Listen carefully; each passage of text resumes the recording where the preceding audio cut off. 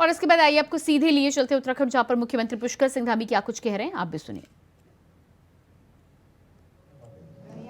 कर्मठ, जुझारू और बहुत ही उत्साह से लगातार अपने क्षेत्र को आगे बढ़ाने के लिए काम करते हैं। मैंने देखा है जिस समय इस क्षेत्र में आपदा आई थी, लगातार इतनी बार मुझे फोन करते थे कि जल्दी से जल्दी यहाँ हेलीकॉप्टर भिजवाइए। पिछले दिनों शेर का हमला हुआ, उसमें भी मैंने देखा कि लगातार इतनी चिंता करने वाले हमारे इस क्षेत्र के लोकप्रिय विधायक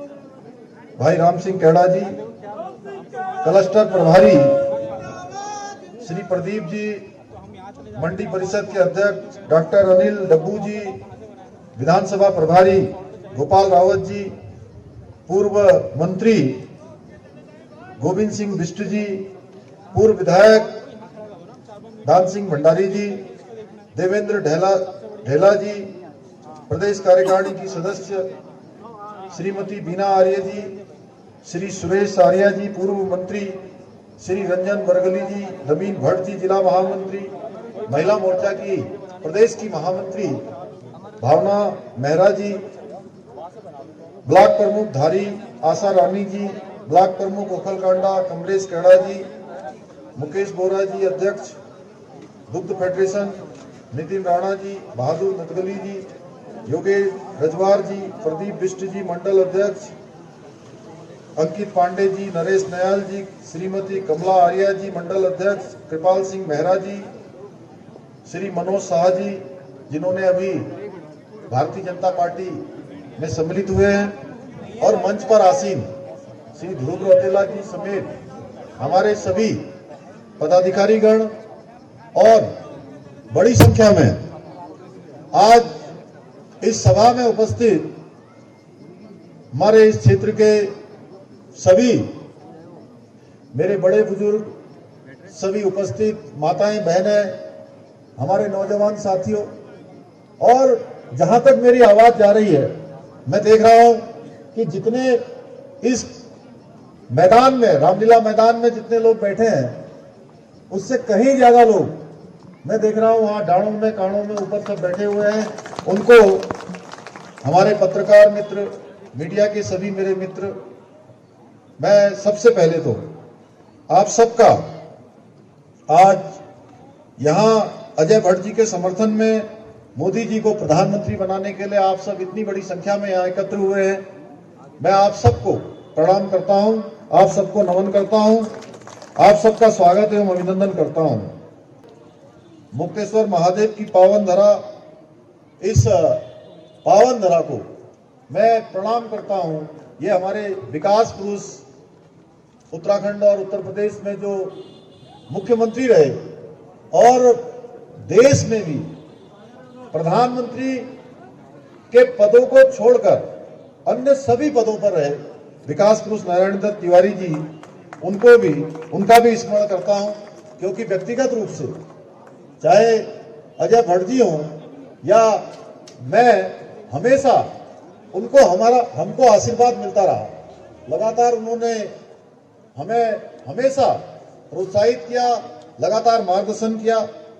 भाइयों बहनों, इस क्षेत्र की जो देवतुल्य जनता है, उन्होंने हमेशा, और पिछली बार विधानसभा के चुनाव में मैं आप सबके बीच में आया था, मैंने आप सबसे अनुरोध किया था, निवेदन किया था, और आप सब लोगों ने उत्तराखंड के अंदर पहली बार एक इतिहास बनाने का काम किया है, एक परिपाटी बदलने का काम किया।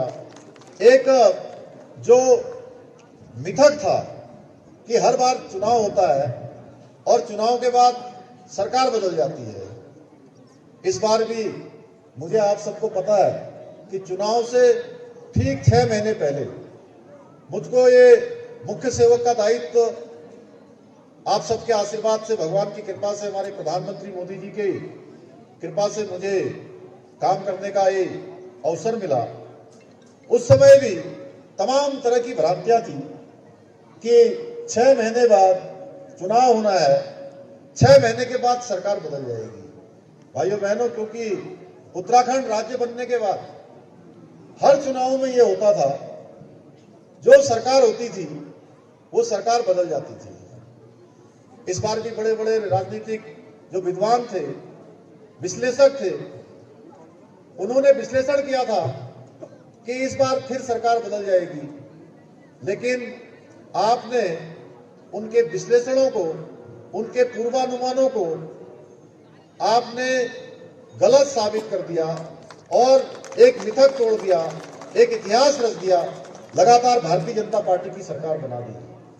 भाइयों बहनों, जब हमने पिछली बार हम चुनाव में आप सबके बीच में आए थे, तो हमने उत्तराखंड में एक संकल्प लिया था कि नई सरकार गठित होगी और नई सरकार के गठन होते ही हम उत्तराखंड के अंदर समान नागरिक संहिता का कानून लाएंगे।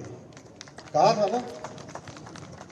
आप सबको पता है भाई, जिनको पता है जरा एक बार हाथ खड़ा कर दीजिए। अच्छा, सबको पता है, बहुत बढ़िया। समान नागरिक संहिता का कानून लाएंगे। और हमने क्यों कहा था समान नागरिक संहिता का कानून लाएंगे?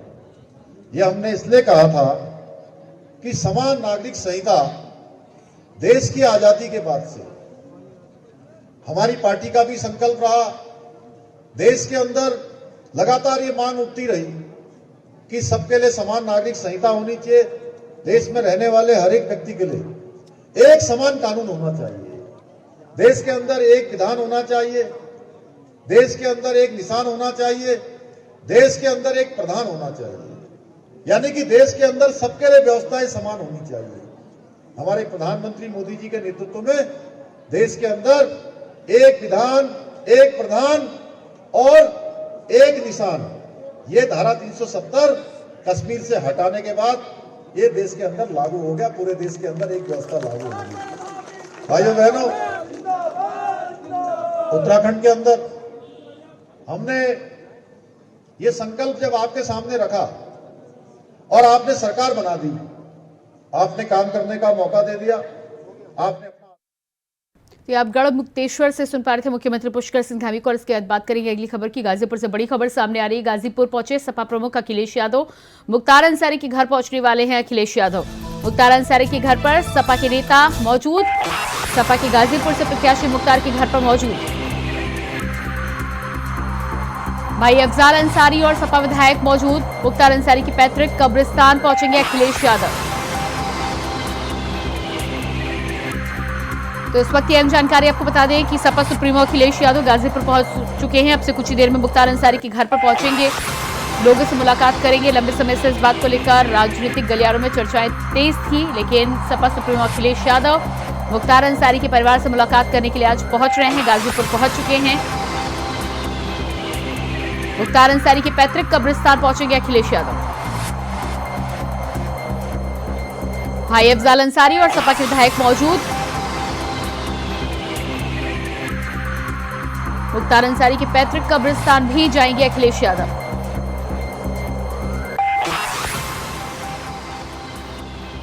तो एक तरफ तो उत्तर प्रदेश में लोकसभा चुनाव की तैयारियां जोरों शोरों पर हैं। 19 अप्रैल से पहले चरण का चुनाव शुरू हो रहा है और ऐसे में मुख्तार अंसारी की मौत के बाद जिस तरह से उत्तर प्रदेश के गलियारों में मुख्तार अंसारी की मौत को लेकर तमाम तरह की राजनीतिक अफवाहों से लेकर चर्चाएं शुरू हुई थी, ऐसे में सपा सुप्रीमो और समाजवादी पार्टी की तरफ से लंबे समय से इस बात का इंतजार किया जा रहा था, सवाल भी पूछे जा रहे थे। आज गाजीपुर पहुंच चुके हैं सपा सुप्रीमो अखिलेश यादव। मुख्तार अंसारी के घर पहुंचकर उनका परिवारजनों से मुलाकात करेंगे। इसके अलावा मुख्तार अंसारी के पैतृक कब्रिस्तान भी पहुंचेंगे अखिलेश यादव। मुख्तार अंसारी के घर पर समाजवादी पार्टी के कई नेता और विधायक मौजूद। भाई अफजाल अंसारी के साथ सपा के विधायक भी मौजूद। तो काफिला आप देख पा रहे हैं गाजीपुर पहुंच चुके हैं सपा सुप्रीमो अखिलेश यादव। मुख्तार अंसारी के घर पर पहुंचकर मुलाकात करेंगे परिवारजनों से।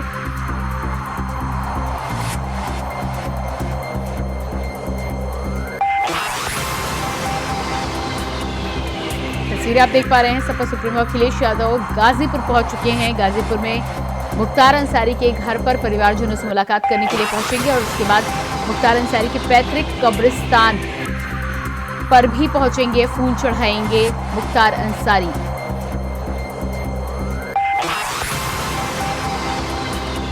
के ऊपर। समाजवादी पार्टी की बात करें तो समाजवादी पार्टी के कई नेता और विधायक अखिलेश यादव के पहुंचने से पहले ही मुख्तार अंसारी के घर पर मौजूद। भाई अफजाल अंसारी भी इस मौके पर घर पर मौजूद।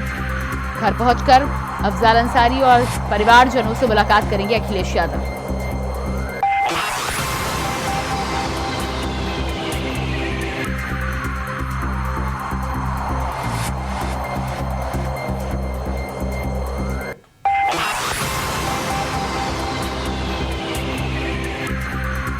तस्वीरें आप देख पा रहे हैं सपा सुप्रीमो अखिलेश यादव की गाजीपुर पहुंचने की तस्वीरें हैं।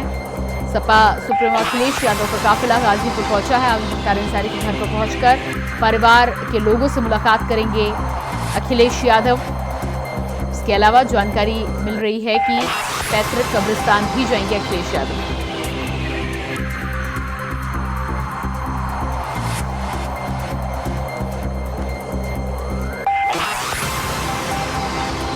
उत्तर प्रदेश में लंबे समय से अखिलेश यादव के इस कदम को लेकर चर्चा बनी हुई थी। जिस तरह से ओवैसी और स्वामी प्रसाद मौर्य पहले ही मुख्तार अंसारी के घर पहुंचकर मुलाकात कर चुके थे, ऐसे में सवाल बार बार ये उठाए जा रहे थे कि समाजवादी पार्टी का नेता होने के बाद भी समाजवादी पार्टी की तरफ से अखिलेश यादव आखिर मुख्तार अंसारी के घर अभी तक क्यों नहीं पहुंचे। लेकिन आज 7 अप्रैल के दिन सपा सुप्रीमो अखिलेश यादव मुख्तार अंसारी के घर पहुंचेंगे, उनके परिवार वालों से मुलाकात भी करेंगे।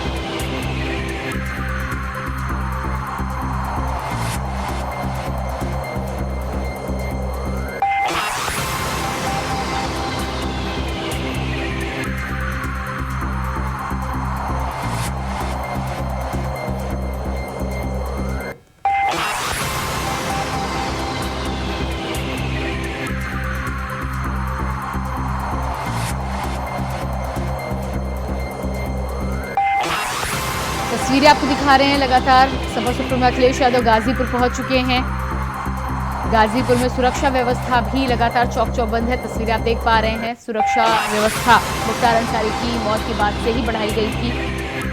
हालांकि प्रशासन की तरफ से पुख्ता इंतजाम किए थे, कहीं से कोई भी अप्रिय घटना नहीं घटी, ना ही कोई ऐसी खबर निकलकर सामने आई थी। लेकिन लंबे समय से राजनीतिक गलियारों में सपा सुप्रीमो के मुख्तार अंसारी के घर पर ना पहुंचने को लेकर चर्चाओं का बाजार जरूर गर्म था। आज के दिन सपा सुप्रीमो अखिलेश यादव गाजीपुर पहुंच चुके हैं। मुख्तार अंसारी के घर पहुंचकर उनके परिवार वालों से मुलाकात करेंगे, सांत्वना देंगे और उसके बाद पैतृक कब्रिस्तान भी जाएंगे अखिलेश यादव। तो अखिलेश यादव के कार्यक्रम की जानकारी निकलकर फिलहाल सामने आ रही है। इसके अलावा आपको बता दें कि भाई अफजाल अंसारी के साथ ही साथ समाजवादी पार्टी के कई विधायक भी मुख्तार अंसारी के घर पर पहले से ही मौजूद हैं।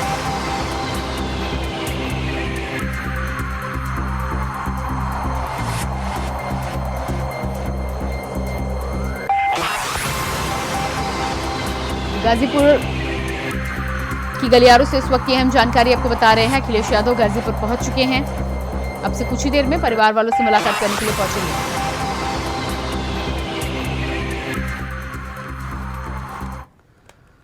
और इसके बाद सूत्रों के हवाले से बड़ी खबर निकलकर सामने आ रही है। सपा एक और जगह से बदल सकती है अपना प्रत्याशी। सूत्रों के हवाले से यह जानकारी निकलकर सामने आ रही है। सपा लखनऊ से बदल सकती है प्रत्याशी। अभी रविदास मेहरोत्रा है समाजवादी पार्टी के प्रत्याशी, लेकिन सूत्रों के हवाले से जानकारी निकलकर सामने आ रही है कि समाजवादी पार्टी लखनऊ से अपने प्रत्याशी में बदलाव कर सकती है। रविदास मेहरोत्रा को अभी समाजवादी पार्टी ने अपना प्रत्याशी बनाया है।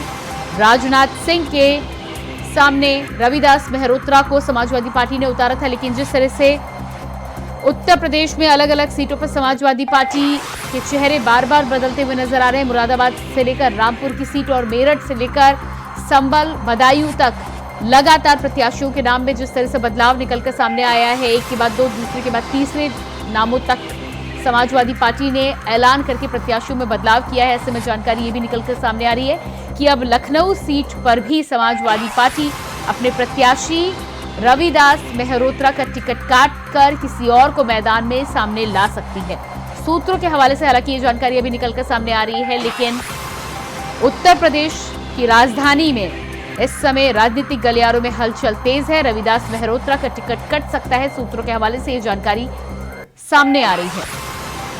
अब इस बात में कितनी सच्चाई है ये तो समाजवादी पार्टी के अगले प्रत्याशी के ऐलान के बाद ही पता चलेगा, लेकिन अभी तक 7 से 8 सीटों पर जिस तरह से समाजवादी पार्टी ने प्रत्याशी बार बार बदले हैं, एक नहीं दो नहीं बल्कि 3-3 प्रत्याशियों के नामों में बार बार बदलाव किया गया है। ऐसे में इस बात से कोई गुरेज नहीं है और इस बात से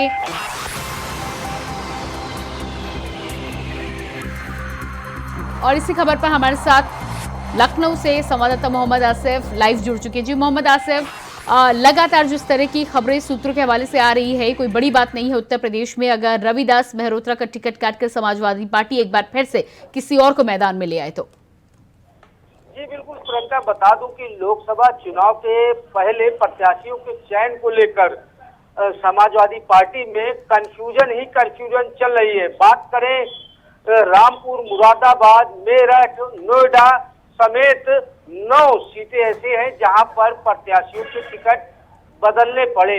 और बता दें कि मेरठ में तो तीसरी बार जो है प्रत्याशी का चयन हो सका और प्रत्याशियों के टिकट कटने की बयार अब राजधानी लखनऊ पहुंच गई है। और सूत्रों का यह दावा है कि समाजवादी पार्टी प्रमुख अखिलेश यादव, विधायक रविदास मेहरोत्रा जो लोकसभा प्रत्याशी बनाए हैं, खासा नाराज चल रहे हैं, ऐसा अंदर खाने से खबर आ रही है। और रविदास मेहरोत्रा का टिकट कटने की पूरी खिचड़ी तैयार हो गई है और जल्द ही घोषणा हो सकती है कि रविदास मेहरोत्रा को राजधानी लखनऊ से टिकट बदल सकती है समाजवादी पार्टी। और इससे अब जिस तरह से टिकट कटने का सिलसिला समाजवादी पार्टी में चल रहा है, इससे अब कार्यकर्ता भी पूरी तरह से कंफ्यूज हो गए हैं। कार्यकर्ताओं को यह नहीं पता चल पाता कि कब किस प्रत्याशी का टिकट कट जाएगा। और यह जो टिकट कटने की परंपरा समाजवादी पार्टी में देखी जा रही है, इससे कहीं ना कहीं अब लोकसभा का चुनाव जो है वो जो राह है वह आसान नहीं दिख रही है। और कार्यकर्ता के साथ साथ जो प्रत्याशियों का टिकट कट रहा है उनके समर्थक हैं, इससे कहीं ना कहीं अंदर खाने में कई सीटों पर बगावत भी देखने को मिली है। चाहे मुरादाबाद सीट पर बात करें तो एसटी हसन ने बगावत के सुर छेड़ दिए, उसके बाद अतुल प्रधान ने बगावत की और यहाँ तक कि नोएडा और बागपत में भी टिकट काटा गया। तो अगर रविदास मेहरोत्रा का टिकट कटता है तो 10वें प्रत्याशी होंगे टिकट प्रत्याशी का पत्ता साफ करने में। तो यह जिस तरह से समाजवादी पार्टी अपने राह में खुद कांटे बिछा रही है और खुद जो है जो लोकसभा का चुनाव है काफी क्रिटिकल बना रहे, क्योंकि सामने बीजेपी अपने लक्ष्य के साथ लगातार आगे बढ़ रही है। और सूत्रों का यहाँ तक भी कहना है कि रविदास मेहरोत्रा का टिकट इसलिए भी काटा जा रहा है कि वह कहीं से भी बीजेपी प्रत्याशी राजनाथ सिंह के सामने टिक नहीं पा रहे हैं। और यह कहा जा रहा है कि अखिलेश यादव इसी वजह से रविदास मेहरोत्रा का टिकट काट सकते हैं और इनका टिकट कटने के बाद कई ऐसे लोग। जी बिल्कुल मोहम्मद आसिफ, इस तमाम जानकारी के लिए बहुत शुक्रिया आपका। और इसी के साथ फिलहाल इस बुलेटिन में इतना ही। खबरों का सिलसिला जारी रहेगा। नमस्कार।